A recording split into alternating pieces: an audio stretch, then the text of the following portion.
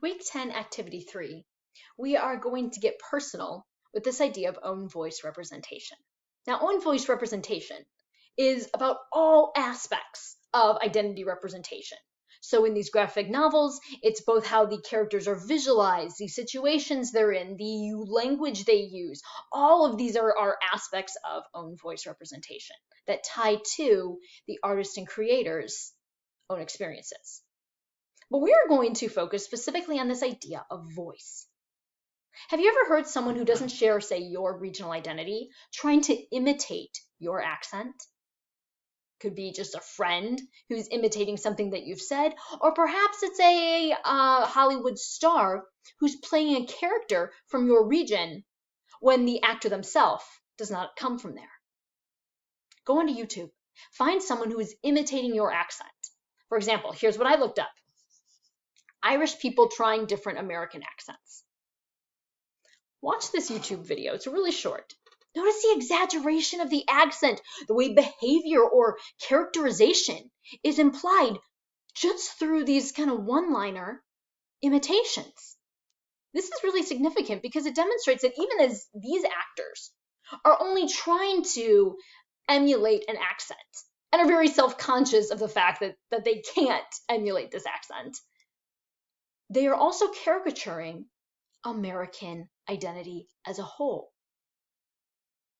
Now, for these YouTube videos, the context is important. Clearly, the actors are not trying to offend Americans, and they are aware that they are botching or struggling through these accents. They don't feel that they are accurately representing them. Moreover, this video is part of a series of videos that were done by these actors and radio personalities looking at the way Americans and British actors are portraying or attempting to imitate an Irish accent and failing at that. So having critiqued Americans and British Irish accents, they then try their own hand at American accents and demonstrate that this is a shared shortcoming. But what if that's not self-conscious? What if that critique of our own inability to imitate something that we are not is not present? So for this activity, you're going to find that YouTube video and post it, where someone is trying to imitate your regional accent. Now, I don't mean someone who has your regional accent and is naturally portraying it. It's someone who's imitating it. Identify what you notice about the difference between your accent and this portrayal. Is there anything else involved? Any sort of characterization, caricaturing of that identity through the accent?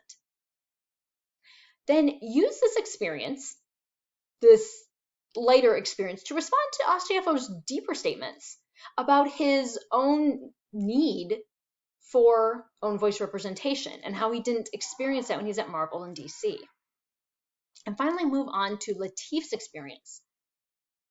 Think about why children can devalue themselves if they're not seeing own voice representations long before they even understand what that concept means.